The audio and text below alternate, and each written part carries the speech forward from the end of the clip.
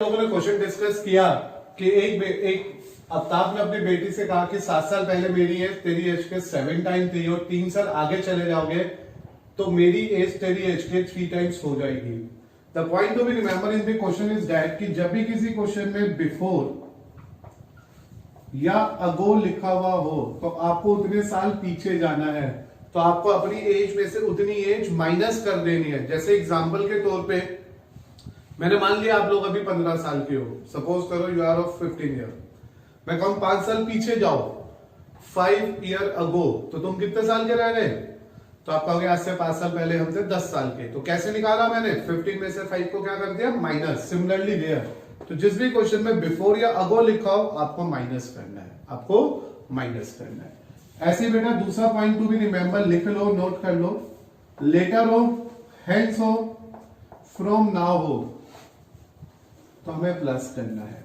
जैसे अभी अभी कितने साल के थे आप लोग? मैंने माना था 15 साल के हो। मैं कहता हूं यहां से 7 साल आगे चलो, 7 ईयर फ्रॉम नाउ, या 7 ईयर लेटर, या 7 ईयर हेंस। तो इसका मतलब हुआ आप 15 के थे, 7 साल जुड़ गए तो आप 22 के हो गए। ज्यादा खुश मत हो, अभी 15 के ही हो, ठीक है? तो आप 22 के हो गए अगर 7 साल आगे चले गए। सिमिलरली नंबर क्वेश्चन, सिचुएशन को अलजेब्रिकली और ग्राफिकली दोनों तरह से रिप्रेजेंट करना है। टू स्टार्ट विद दिस हम अलजेब्रिकली बात करनी शुरू करते हैं। पहले अलजेब्रिकली मैंने माना let present age of Aftab be x year. हमने आफ्ताब की प्रेजेंट एज को x ईयर मान लिया। Present age of his daughter be, उसकी डॉटर की एज को मैंने y ईयर मान लिया। नाउ दी पॉइंट इज मैंने दो क्यों माने x और y? क्योंकि our chapter name is linear equation in 2 variable. Being a 2 variable in our question, मुझे x भी मानना है और y भी मानना है। तो जब भी 2 वेरिएबल होगा दो टर्म मानेंगे x एंड y। तो प्रेजेंट एज ऑफ आफ्ताब भी x, present age of his daughter भी y। और अकॉर्डिंग टू फर्स्ट इंफॉर्मेशन हमें क्या करना है? 7 ईयर अगो। तो बोलो बेटा आफ्ताब कितना का हो गया? तो आफ्ताब एज भी, आफ्ताब की जो एज है 7 साल पहले कितनी हो जाएगी? x minus 7। And his daughter age भी, उसकी डॉटर की एज कितनी हो जाएगी? y minus 7। Are you getting this? Why we subtract 7 to both of them? क्योंकि हम यहां से 5-7 साल पीछे चले गए। तो 7 साल पीछे जाते ही वो x ईयर का था तो x माइनस 7 हो गया, वो y ईयर की थी तो y minus 7। According to information Aftab की एज अपनी डॉटर की एज के कितनी है? 7 टाइम है। तो आफ्ताब की एज 7 टाइम है अपनी डॉटर की एज की। x minus 7 is equal to 7 time y minus 7। Aftab की एज अपनी डॉटर की एज की कितने टाइम? 7। तो डॉटर की एज छोटी थी इसलिए उसे इंटू 7 करा, और we are getting first equation with the help of this result. तो ये बेटा आ गया मेरे पास x minus 7y plus 42 equal to 0 as first algebraic equation. ये मेरे को पहली अलजेब्रिक इक्वेशन मिल गई है मेरे क्वेश्चन नंबर फर्स्ट की। इसकी अब सेकंड इक्वेशन निकालने की कोशिश करते हैं हम लोग। In a second situation it is given that हमें 3 साल आगे जाना है, 3 इयर्स फ्रॉम नाउ। मैंने क्या बताया था? अगर फ्रॉम नाउ हो तो उतनी एज प्लस कर देते हैं। तो बताओ आफ्ताब कितना हो गया? अभी आफ्ताब था x, 3 साल आगे मान लो अभी आफ्ताब है 20 साल का या 25 साल का, तो 3 साल आगे 25 प्लस 3 28। तो यहां क्या होगा? Aftab age be x plus 3 और हिज डॉटर्स एज बी, उसकी डॉटर की एज कितनी आएगी? y plus 3। According to information क्या चल रहा है? उसकी जो एज है आफ्ताब की अपनी डॉटर की एज के 3 टाइम्स है, तो इस बार x plus 3 equal to 3 time y plus 3। Like previous part में 7 टाइम थी, इस टाइम 3 टाइम्स है। तो x plus 3, 3y plus 9, x minus 3y minus 6 equal to 0। एक बार फिर से दोबारा सुनो, ये दोनों इसका अलजेब्रिक सिचुएशन है। हमें सॉल्व नहीं करना, हमें सिर्फ रिप्रेजेंट करना है अलजेब्रिकली। तो ये दोनों अलजेब्रिकली रिप्रेजेंटेशन है। सॉल्व करेंगे सेकंड एक्सरसाइज में, जहां हम पढ़ेंगे वो substitution, elimination and cross multiplication. अभी दोबारा क्वेश्चन, आफ्ताब ने अपनी डॉटर से कहा 7 साल पीछे चलते हैं तो मेरी एज तेरी एज से 7 टाइम है। तो मान लीजिए आफ्ताब की एज x, उसकी डॉटर की एज y। ठीक है दोस्तों, आफ्ताब की एज x, उसकी डॉटर की एज y। 7 साल पीछे चलूं तो आफ्ताब भी 7 साल कम हो गया, उसकी डॉटर भी 7 साल कम हो गई। और according to information ATG, according to given information, Aftab की एज अपनी डॉटर की एज के 7 टाइम। होप सो उसके बाद ये ऐसे लिखा, 7 अंदर मल्टीप्लाई कर दिया मैंने, फिर इन सबको एक तरफ ले गया, मेरे को मिल गई पहली अलजेब्रिक इक्वेशन। सिमिलरली 3 साल आगे चला गया मैं क्वेश्चन में, आफ्ताब की एज x+3 हो गई, डॉटर की एज y+3 हो गई, और x+3 equal to 3 time y+3। फिर मैंने इसे सिंप्लीफाई किया, 3y इधर जाके माइनस हो गया, 9 इधर आगे माइनस हो गया, और ये आ गई मेरी इस क्वेश्चन की दूसरी अलजेब्रिक इक्वेशन। चैप्टर के अंदर हमने पढ़ना था system of 2 linear equation. This is the first, this is the second. अगर सिर्फ सिचुएशन नहीं शो करनी होती, सॉल्व करना होता तो मैं सॉल्व करना भी सिखाता, लेकिन वो हम करेंगे सेकंड एक्सरसाइज में। अब मैं आपको इसके बाद इसका ग्राफिकल वे सिखाना शुरू कर रहा हूं। अभी हमने अलजेब्रिकली ये दोनों सॉल्यूशंस निकाले थे।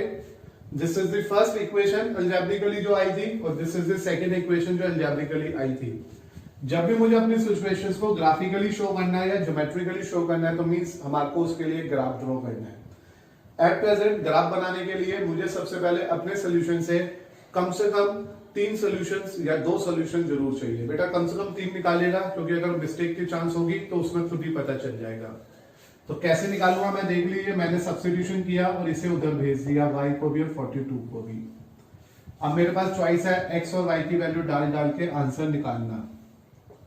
ध्यान देना बेटा थोड़ा सा, मैंने 3 वैल्यूज निकालनी है। मैं डायरेक्ट निकाल दूं या पूरी कैलकुलेशंस शो तो करने की नीड नहीं लगती मुझे, क्योंकि आप समझदार है, टैकल कर लेंगे चीजों को। देखो y को इतना डालो कि वो 42 के आसपास रहे। जैसे कि मैंने डाला यहाँ पे y को 5, y को डाला तो y का 5 आ गया। 7 5 35 माइनस 42, तो ये देगा -7। फिर मैंने डाल दिया y को 6, तो 7 6 42, तो ये आ गया 0। फिर मैंने y को डाल दिया 7, तो ये आ गया बेटा 7। इस तरह से मैंने अपने फर्स्ट इक्वेशन से 3 रिजल्ट निकाल दिए। वर्किंग की नीड है तो याद रखे मैंने क्या किया, सबसे पहले मैंने y को 5 रखा, उससे मेरे पास x की वैल्यू आ गई 7 × 5 - 42, x आ गया था -7। सिमिलरली फिर आप 6 रख के देख लेना, देन फिर आप 7 रख के देख लेना। इन अ सेम मैनर मैं यहाँ पे इसमें भी शिफ्टिंग कर रहा हूँ। मैं x या y किसी की वैल्यू निकाल सकता था, लेकिन मैं उसकी ही वैल्यू उधर भेज रहा हूँ जो आसानी से कैलकुलेट हो जाए। इसके लिए भी मेरे को x और y के लिए टेबल चाहिए कम से कम 3 वैल्यूज के साथ। तो मैंने यहाँ पे 3 वैल्यूज के लिए ब्लॉक बना लिया है। y की वैल्यू डालूंगा, बहुत बड़ी वैल्यूज मत डालना, वरना उतना ही बड़ा ग्राफ आपको प्लॉट करना पड़ेगा। यहाँ पे वैल्यू 5 6 7 में चल रही है, तो उसको भी उसी के आसपास रखेंगे। तो मैंने पहले y को 0 डाल दिया, तो इट विल गिव यू 6। फिर मैंने y को -1 डाल दिया, ये आपको 3 देगा। फिर मैंने y को मान लीजिए 1 डाल दिया, तो ये मुझे 9 देगा। तो इस तरह से मेरे पास वैल्यूज आ गई। y की वैल्यूज डाली, x की वैल्यू निकाली, क्योंकि मेरा x y पे डिपेंड कर रहा था और इसमें भी x y पे डिपेंड कर रहा था। अगेन बेटा इसके आगे जब आप ग्राफ बनाओगे तो प्लीज ग्राफ पेपर अरेंज कर लेना। आपके पास ग्राफ पेपर होना चाहिए, ग्राफ पेपर होगा तो चीजें जल्दी समझ आएगी। ठीक है, ग्राफ पेपर लेंगे, उससे सोल्यूशन भी निकलेगा इसका भी, जो हम कैलकुलेट कर रहे हैं with the help of graph paper. तो मैं तो रफली बना रहा हूँ, सिंस तुम समझते हो बोर्ड पे ग्राफ नहीं बना सकता मैं, फिर भी आप ग्राफ पेपर से बनाना। तो कंटिन्यू करते हैं ग्राफ पेपर पे। बेटा आप लोगों ने भी देखा, मैंने आपको अलजेब्रिकली सिखाया, फिर ग्राफिकली सिखाने के लिए 2 टेबल बनाए। मैंने उन टेबल्स को कॉपी कर दिया, सिंस बोर्ड बहुत छोटा है तो उसकी वजह से। अब हम इसको ग्राफ पे ड्रॉ करने की कोशिश करते हैं। फॉर दिस मैंने ग्राफ पेपर बनाया, कोशिश की है ग्राफ पेपर को बनाने की। 0 1 2 3 4 5 6 7 8 9 1 2 3 4 5 6 7 8 9 -1 -2 -3 -4 -5 -6 -7। रैंडमली मैंने वैल्यूज यूज कर लिया। अब तेरे पास है x की वैल्यू -7 पे y5, तो समवेयर ये यहाँ आएगा, आता है ना, x -7 और y5, 0 पे 6, x के 0 पे y क्या हो गया 6, और फिर उसके बाद 7 पे 7, तो 7 पे 7 का यहाँ चला गया, और इस तरह से मेरे पास एक लाइन, स्ट्रेट लाइन आ गई जो मेरी इक्वेशन फर्स्ट को रिप्रेजेंट कर रही थी, x -7y plus 42 equal to 0 को, जो पहली इक्वेशन बनी थी। फिर दूसरी इक्वेशन है, फिर से लिखा है x की वैल्यू 6 पे y क्या था 0, तो देख लेते हैं y की वैल्यू 0 पे x 6, तो कहीं यहाँ होगा x की वैल्यू 6 पे y 0, x की वैल्यू 3 पे y -1, और x की वैल्यू 9 पे y 1। तो इस तरह से ये दूसरी लाइन हो गई। तो ये आ गई हमारी सेकेंड लाइन, जिसकी इक्वेशन थी x -3y plus 6 equal to 0। तो इस तरह से बेटा हमारे पास दोनों लाइंस बन गई। This is the representation of this graph graphically. Graph paper बड़ा होता तो ये कहीं आगे फ्यूचर में मीट करती, जहां पे दोनों मीट करती उससे x और y की वैल्यू निकल जाती, वो इसका सोल्यूशन होता। लेकिन फर्स्ट एक्सरसाइज में सोल्यूशन इज नॉट इंपॉर्टेंट, क्योंकि सिर्फ हमसे क्या पूछा था, सिचुएशन को अलजेब्रिकली एंड ग्राफिकली रिप्रेजेंट करो, तो मैंने इसे अलजेब्रिकली और ग्राफिकली रिप्रेजेंट कर दिया। नाउ बेटा we are moving to second question. Like a previous one, easy है, इंटरेस्टेड है, हार्ड नहीं है, कोशिश करो। एक कोच क्रिकेट टीम का 3 बैट्स और 6 बॉल्स खरीद के लाता है 3900 के, बाद में एक बैट और 3 बॉल्स और खरीद के लाता है उसी काइंड की 1300 में। इस सिचुएशंस को अलजेब्रिकली एंड ज्योमेट्रिकली रिप्रेजेंट करना है। तो what you need to consider in it, let cost of one bat be rupee x and cost of one ball b rupee y। हमने यहाँ पे बैट और बॉल की कॉस्ट को x और y सपोज कर लिया अकॉर्डिंग टू इंफॉर्मेशन। जैसे कि हमने पिछली बार तो बहुत कॉम्प्लिकेटेड था, आगे जा रहा था, पीछे जा रहे थे एज में, यहाँ कुछ नहीं है, स्ट्रेट फॉरवर्ड क्वेश्चन है। अगर एक बैट x रुपीस का है तो 3 बैट कितने के, तो यू आर सिंपली से 3x।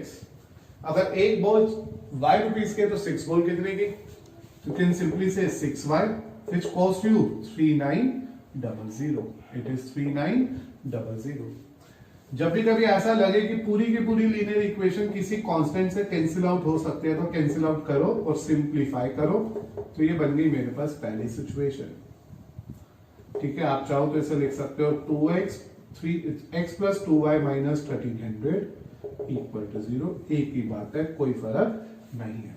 तो what you need to think here कि इसमें 3x है, 6y है, 3900 है, 3 से कॉमनली डिवाइड हो रहे थे तो मैंने पूरी टर्म को 3 से क्या कर दिया, डिवाइड कर दिया, और ये आउटकम आ गया। अब रीड करो सेकंड इक्वेशन क्या है। सेकंड इक्वेशन के अंदर लिखा है कि उसने एक तो बैट दिया है और 3 बॉल और खरीदी है। तो according to second equation x plus 3y, एक बैट यानी कि x, 3 बॉल्स यानी कि 3y, और इट ऑल्सो कॉस्ट हिम 1300। तो we are also get another equation in a same particular manner. तो ये आ गया। तो ये जो मैंने 2 आंसर्स लिखे हैं बेटा, these 2 situations are represent its algebraically answer. अब जब हमारे को इसे ग्राफिकली करना है या ज्योमेट्रिकली करना है तो we have to find out the table values, जैसे भी हमने सीखा था।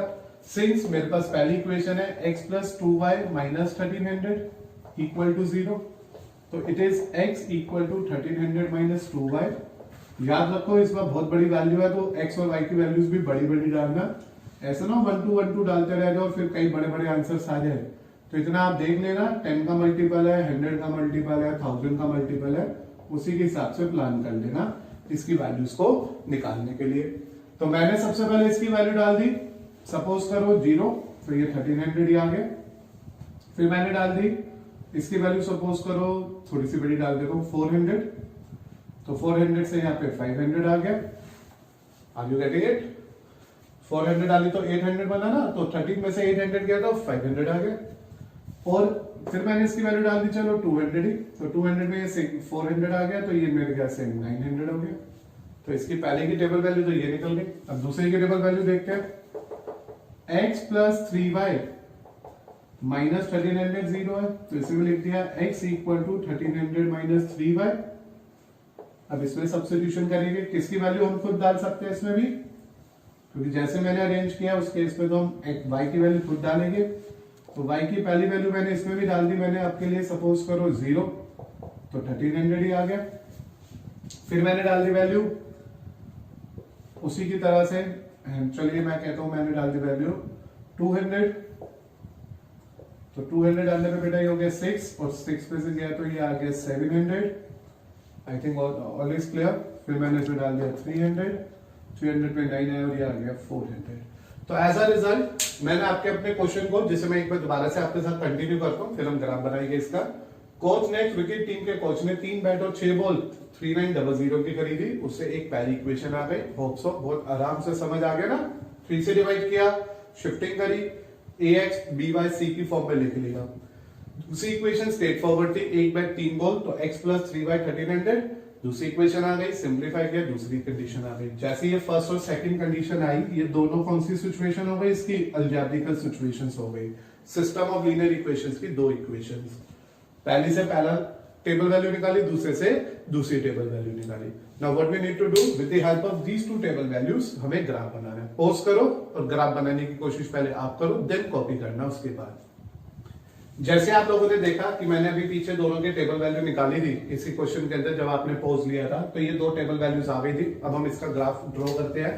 Being a positive graph, positive axis पे ज्यादा ध्यान रख रहा हूं मैं इस बार, तो मैंने इस तरह से अपने ग्राफ को प्लॉट करना स्टार्ट किया। As we observe, there is a gap of 100 each. तो either you try to go with the help of 100 or 200. It's about you कि कैसे चलाना चाह रहे हो। तो मैं तो आपके लिए 200 ही चला देता हूँ। चलो 200, 400, 600, 800, 1000, 12,000, सॉरी 100, 1400। बेटा याद रखो, ये जो टेबल वैल्यूज मैंने लिया आपको रटनी नहीं है कि यही याद करके जानी है। आप अपने हिसाब से, अपनी मर्जी से, मैंने बोला था इनफाइनाइट मेनी सॉल्यूशंस होते हैं किसी भी एक लीनियर इक्वेशन के। तो पहली लीनियर इक्वेशन के इनफाइनाइट सॉल्यूशन है, मैंने 3 यूज करे हैं, दूसरे के भी इनफाइनाइट है, मैंने 3 यूज किया है।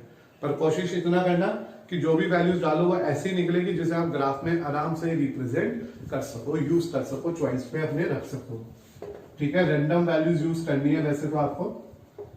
तो मैंने उसी को पॉइंट पे रखते हुए कि 100 के मल्टीपल्स थे, तो मैंने उसी के हिसाब से इसकी वैल्यूज को सिलेक्ट किया था और अब यहाँ पे प्लॉटिंग में भी यूज करने जा रहा हूँ। अब मैं इसका प्लॉट शुरू कर रहा हूँ। पहला प्लॉट बना रहा हूँ 1300 जीरो पे, तो बेटा 1300, 1200, 1400 के बिल्कुल बीच में यहाँ आएगा। फिर वो आ रहा है, दूसरा आ रहा है हमारे पास 5000, 500, 400, तो x का 500 आएगा यहाँ पे और 400 ये रहा, तो समवेयर वी गेट दिस 500, 400। और लास्ट वाला आ रहा है बेटा x की वैल्यू 200 पे नहीं। तो आपने देखा मैंने मार्क करा भी आपके लिए, दिस इज अबाउट, ये क्या था 1300 जीरो। फिर उसके बाद आ गया 500 and 400 and in between their is अ 900, 900 यहाँ होगा, 900 पे 200, तो 200 ये रहा। तो there is a straight line for this, ये ऐसे चला गया हमारा ग्राफ। ठीक है ना, थोड़ा सा अरेंज करिएगा, ये ऐसे आ गया हमारा ग्राफ। कितना, 900 पे 200 और 500 पे 400। तो this is the graph number 1। ये फर्स्ट सिचुएशन का ग्राफ बना है इक्वेशन फर्स्ट का। Is this clear? ये 1400 तो बेटा यहाँ पे है, 1400 इस जगह पे है, तो कंफ्यूजन नहीं। और ये जो पॉइंट है कितना है, 1300 है। ऐसे दूसरे ग्राफ को देखोगे तो उसमें भी ये लिखा है 1300 जीरो पे यही आएगा। 700, तो 700 होगा यहाँ पे गई, 700 होगा यहाँ पे गई। 700 पे कितना है ये, 200 ओनली, ये यहाँ आ गया। और उससे अगला है x की वैल्यू 400 पे 300, तो 300 होगा कहीं यहाँ पे, तो ये यहाँ आ गया। तो इसका ग्राफ भी कुछ ऐसा ही जाएगा। तो ये दोनों के ग्राफ बन गए। आप स्ट्रेट लाइन बनाना है, स्केल का यूज करना प्रॉपर वे में। तो ये स्ट्रेट लाइन ऐसे जाएगी, आराम से दोबारा देखना धीरे धीरे। और जहां पे ये दोनों मीट कर गए, ये इसका सोल्यूशन भी आ गया। पर स्टिल वी नो दैट हमारे को सोल्यूशन नहीं बताना है इस बार, हमें तो सिर्फ इन्हें ग्राफिकली रिप्रेजेंट करना था। तो फर्स्ट लाइन और second line, is this clear? Copy कर लीजिए आप लोग। आफ्टर द प्रीवियस क्वेश्चन जिसका ग्राफ आपने प्रॉपर्ली पेंसिल स्केल से ग्राफ पेपर पे बनाया होगा और एक्यूरेट आंसर आया होगा 1300, 0। अब हम पहुंचे हैं क्वेश्चन नंबर 3 पे। As a last question of this exercise, this lecture also, and पहले फर्स्ट ऑफ ऑल क्वेश्चन देख लेते हैं। Cost of 2 kg apples and 1 kg grapes on a day was ₹160। 2 kilo सेब और 1 किलो ग्रेप्स अंगूर 160 के आ रहे थे। एक महीने के बाद जब उस आदमी ने 4 किलो एप्पल और 2 किलो ग्रेप्स लिए तो वो 300 के थे। आपको अपनी सिचुएशंस को अलजेब्रिकली एंड ग्राफिकली रिप्रेजेंट करना है। अगेन पहले बेटा लिखने से पहले पॉज, ट्राई योरसेल्फ, देखो आपसे होता है या नहीं होता। लिटिल बिट इतना याद रखो बस, पहले तो एक्स और वाई कैसे मानना है, जो सबसे इंपॉर्टेंट होता है हमारे क्वेश्चन में। तो उसके लिए मैं लिख देता हूं, let the cost of 1 kg apple, cost of 1 kg apple be ₹X and cost of 1 kg grapes be ₹Y। ये दो कंटेंट है मेरे पास, एक्स और वाई। अब आपको करना है पहले, do it fast, pause the video, है ना। अब चलो मैं करता हूं, अब देखो पॉज कर लिया होगा खुद। तो पहली इक्वेशन क्या बनी, 2x plus y equal to 160। A very simple equation. 2 अगर 1 किलो x रुपीस का है तो 2 किलो 2x होगा, और ग्रेप तो 1 किलो y का था और 1 ही किलो लिया तो ये आ गया। फर्स्ट इक्वेशन आ गई हमारे पास अलजेब्रिकली। ऐसे बेटा दूसरी इक्वेशन बनाते हैं। दूसरी इक्वेशन में है 4x प्लस 2y 300। यहां लिखा है 1 मंथ आफ्टर अ मंथ। यहाँ पे टाइम का कोई लेना देना नहीं है, क्योंकि हम किसी की एज पे काम नहीं कर रहे, हम तो कॉस्ट पे काम कर रहे हैं। 4 किलो एप्पल तो 4 into x, 2 किलो ग्रेप्स तो 2y इक्वल टू 300। क्योंकि हमने देखा इसमें भी 2 सब में कॉमन चल रहा है, रेड्यूस इट, तो ये आ गया बेटा ये आ गई इक्वेशन। तो इस तरह से मेरे पास ये दो सिचुएशंस आ गई है। अब आप इसका ग्राफ प्लॉट कर लेना, और इसका जो ग्राफ बनेगा वो होप्सो एक दूसरे के बिल्कुल पैरेलल बनेगा, और आपका आंसर कहीं पे भी इंटरसेक्ट नहीं करेगा। तो this is in your homework कि आपको इसका ग्राफिकल रिप्रेजेंटेशन खुद करना है। नहीं होगा तो मुझसे मत पूछ लेना, ठीक है। ओवरऑल हमने चैप्टर का पहला टॉपिक कवर किया है। स्टार्टिंग डेज है, हार्ड चैप्टर नहीं है बिल्कुल भी। थोड़ी सी थ्योरी पे ध्यान दीजिएगा, जिसमें 2 वेरिएबल्स इक्वेशंस पे ध्यान दीजिएगा। प्लस आज हमने कुछ ज्यादा खास किया नहीं, ग्राफिकल सॉल्यूशन सीखा, अलजेब्रिकली रिप्रेजेंटेशन सीखी है। मेन टॉपिक अब हमारी अगली एक्सरसाइज से शुरू होगा, जिसमें हम टाइप्स ऑफ सॉल्यूशन सीखेंगे, unique, infinite many, no solutions, graph सीखेंगे, कंसिस्टेंट, इनकंसिस्टेंट सीखेंगे। तो अभी lots of things are there जो हमारे को इस चैप्टर में कंटिन्यू करनी है, और इंटरेस्ट आने वाला है आपको। सबसे बड़ी बात यह है, ये चैप्टर बहुत इंटरेस्टिंग चैप्टर है। पहली एक्सरसाइज थोड़ी सी बोरियत थी, क्योंकि आपके लिए बिल्कुल नई बात थी, ग्राफिकली रिप्रेजेंटेशन, क्वेश्चंस को वर्ड प्रॉब्लम्स में डील करना। तो एज अ टाइम पास होगा आपको ये सब चीजें बहुत क्लियरली समझ आ जाएगी। तब तक के लिए good luck, take rest and enjoy your maths.